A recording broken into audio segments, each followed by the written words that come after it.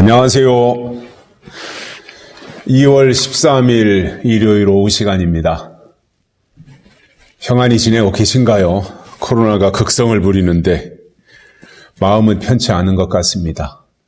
아무쪼록 코로나가 종식될 때까지 건강을 잘 유지하시고 편안한 가운데서 행복한 날을 볼 수 있기를 소망합니다. 오늘은 제가 한 가지 질문부터 던지고 시작하겠습니다. 윤석열이 배신자인가요?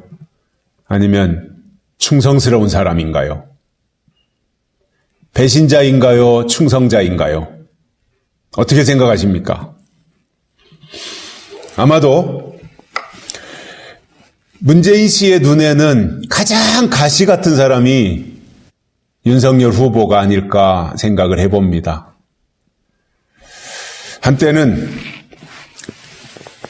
이명박, 박근혜, 이명박 두 사람을 적폐로 이 정권이 몰아붙일 때 윤석열 후보가 그러한 것을 입맛에 맞게 착착 수사를 잘 했고 또 구속을 시키고 하는 과정 속에서 아마도 전리품을 나눠 먹는다고 한 건지 윤석열을 검찰총장으로 임명을 했습니다.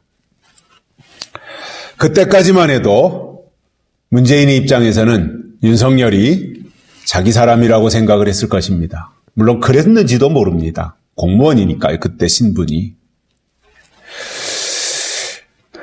그러다가 윤석열 후보가 검찰총장이 된 이후에 조국을 수사하고 또 울산 선거를 수사하고 원전을 수사하고 이러는 것을 보면서 문재인이 속으로 아차 아니면 아 뜨거 했을지도 모릅니다.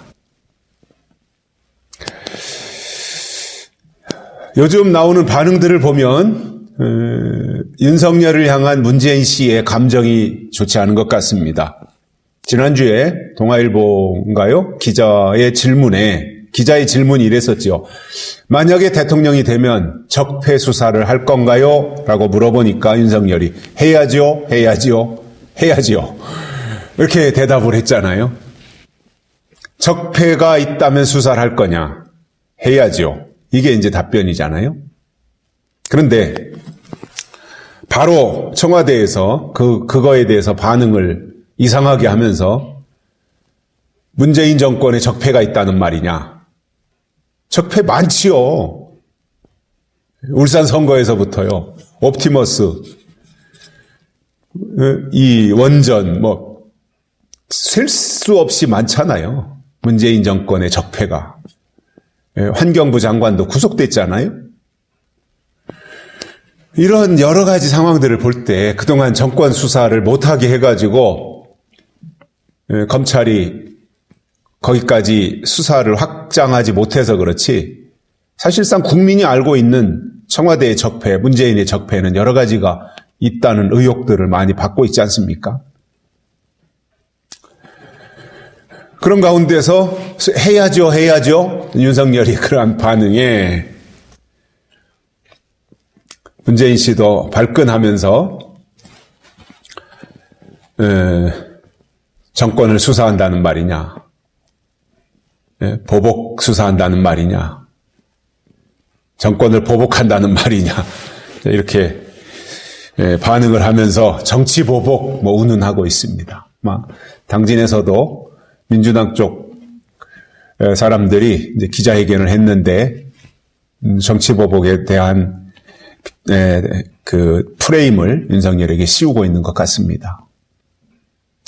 근데 곧바로 윤석열이 나는 정치보복은 하지 않는다라고 말했음에도 불구하고 얼마나 뒤가 구리면 그리고 저질러 놓은 일이 많으면 적폐가 있다면 수사하겠냐는 말에 화들짝 놀래가지고 정치보복을 한다는 말로 프레임을 씌워서 이렇게 반응하는 것을 볼 때 참으로 한심하다 이런 생각을 저 나름대로는 해봤습니다. 물론 그분들은 나름대로 이유가 있겠죠. 선거도 이겨야 되고 또 요즘에 지지율에서 많이 밀리고 또 이재명은 터무니없고, 사실상 민주당 사람들이 제 주변에도 많이 있고 친하게 지내는 사람들도 있는데 감히 저한테 이재명 좀 지지해달라는 말을 못해요. 자기들 입으로 감히. 왜냐하면 너무나 썩은 내가 펄펄 풍기기 때문에 그러한 후보를 자기는 찍을지 모르지만 주변에 있는 사람들에게 대놓고 지지 발언을 하지 못하는 모습을 보면서 참으로 참 안타깝고, 야, 이거 이제 완전히 이번에는 운동장이 국민의힘 쪽으로 기울고 있구나. 이제 올라서는구나. 이러한 생각들을 하면서 정권 교체는 뭐 거의 확실한 것 같은데, 윤석열은 정치보복은 하지 않겠다. 분명히 자기 입으로 말했잖아요. 정치보복은 하지 말아야죠. 사실상 정치보복을 한 거는 문재인이잖아요. 문재인 씨가 청와대 들어가면서부터 계속 한 게 정치보복이었잖아요. 근데 윤석열은 정치보복은 안 한다 그랬어요. 다만 어떠한 검찰이나 나름대로의 프로그램들이 다 있지 않겠습니까? 대통령이 정치보복을 하는 게 아니라 고발장이 들어올 거고, 문재인에 대한 고발장, 뭐 이런저런 정권 잡고 있던 사람들에 대한 고발장들이 들어오면 검찰이 그건 수사 안 할 수 없잖아요. 그래서 그러한 것들에 대해서 윤석열이 말한 것이라고 보고요. 다만 원칙대로 하겠다 이렇게 그냥 부드럽게 넘어갔으면 될 일을 적폐가 있다면 수사하겠냐는 말이 하겠다고 함으로써 이제 올가미를 놓고 기다리던 사람들에게 붙잡힌 거죠. 근데 뭐 그건 별것도 아니고요. 사실상 뭐 지난 방송에도 제가 잠깐 말씀을 드렸는데, 윤석열을 보면 민주당에서나 또 이재명의 입장에서도 환장하겠는 게 뭐냐면, 윤석열을 공격해야 되는데 공격할 게 없는 거예요. 참 깨끗하게 살아온 사람이라고 저도 생각을 하는데, 이게 미치는 거죠. 뭔가 좀 꼬투리가 있어야 그거 치고 들어가서 공격을 하는데, 윤석열 개인적으로 나온 게 뭐 제가 알기로는 거의 없는 것 같아요. 그러니까 이재명이 후보자 방송에 나와가지고 또 쩔쩔매는 게 뭐냐면, 자기는 공격당할 게 너무나 많은데 반대로 윤석열을 공격할 건더기가 없는 거예요. 그러니까 이재명이가 현란한 말솜씨로 엎었다 뒤집었다 할 수 있는 능수능란한 말재주를 가지고 있는 그 사람이 말을 못하잖아요. 뭔가 공격거리가 있어야지 되는데 공격할 거리가 없으니까. 그러니까 말도 되지도 않는 거 뭐 원전 가지고 얘기했다가 오히려 뒤집어 쓰고 말이죠. 이러한 상황들을 보면서 이제 대세는 어느 정도 기울었구나 이렇게 생각을 하는데, 이러한 이제 윤석열을 향해서 아마 문재인도 나름대로 나는 퇴임 후에 노무현처럼 되지 않겠다 이 생각을 아마 오래전부터 마음속으로 가지고 있었던 것 같아요.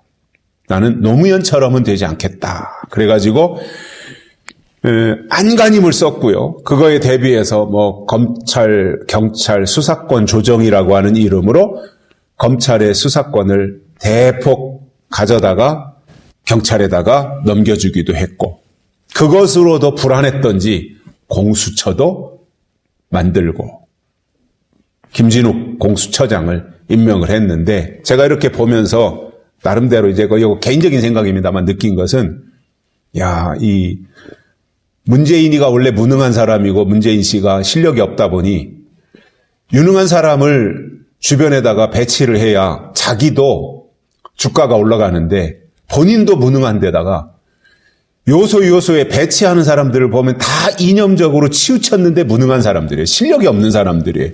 그러다 보니까 제대로 하는 게 없어요. 김진우 공수처장도 보면은 하는 게 없어요.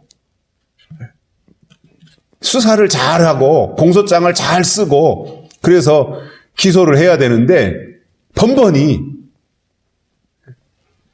기소하면은 제대로 되는 것도 없고 말이죠. 이런 과정 속에서 이제 윤석열이 점점 주가가 올라갔고, 뭐 그 사람이 검찰총장 하면서 대통령 선거에 나가서 대통령을 하겠다 이런 생각을 거의 안 한 것 같고 그냥 공무원으로 충실한 사람이었던 것 같은데, 총장으로 있으면서 추미애를 통해서 윤석열이 대선 후보 1위가 되었습니다. 불공정과 공정의 싸움을 국민들이 본 거죠. 문재인과 윤석열을 봐도 공정과 불공정의 싸움, 추미애와 윤석열을 대비시켜봐도 공정과 불공정의 싸움, 조국과 윤석열을 대비시켜봐도 공정과 불공정의 싸움. 윤석열이 공정한데 이게 문재인 씨, 조국 씨, 추미애 씨 이런 사람들을 보면은 다 불공정의 모습으로 비춰졌잖아요, 국민들의 눈에.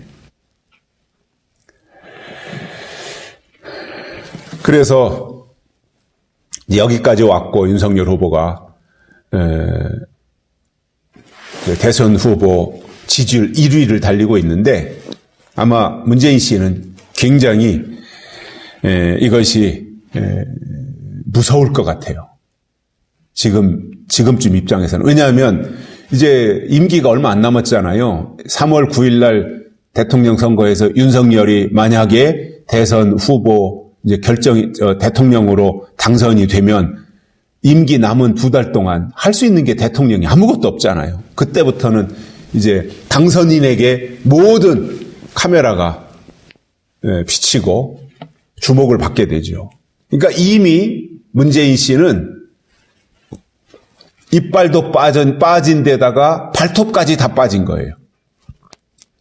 이제 그나마 좀 그 명성, 현직 대통령이라고 하는 이거 하나 남았는데, 아니 이빨 빠진 호랑이가 발톱까지 빠지면 뭐 힘쓸 게 뭐가 있어요? 할 수 있는 게 아무것도 없어요. 자존심 하나 남아있는 거 가지고 그 윤석열이 적폐 수사하겠다고 한 그거를 가지고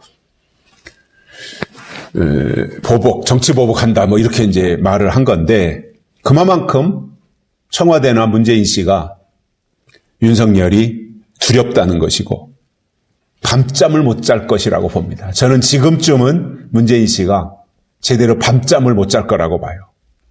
제대로 생각을 가지고 있다면 그렇다는 거예요.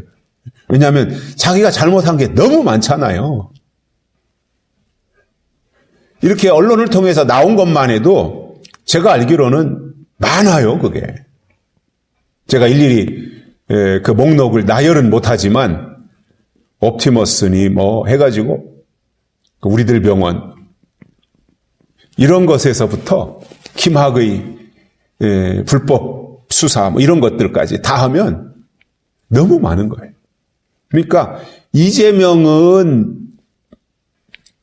부정부패 축제를 한 거고 자기 지위를 이용해서 부정축제를 많이 한 사람으로 보여지고, 문재인은 편가르기를 통해서 자기 쪽 사람들을 세웠는데 다 무능한 사람이어서 결국은 국고가 바닥이 났고 그들의 어떤 존재감이 이제 흔들리는 이런 상황까지 오면서 매우 심리적으로 불안한 상황에 처하게 되었다.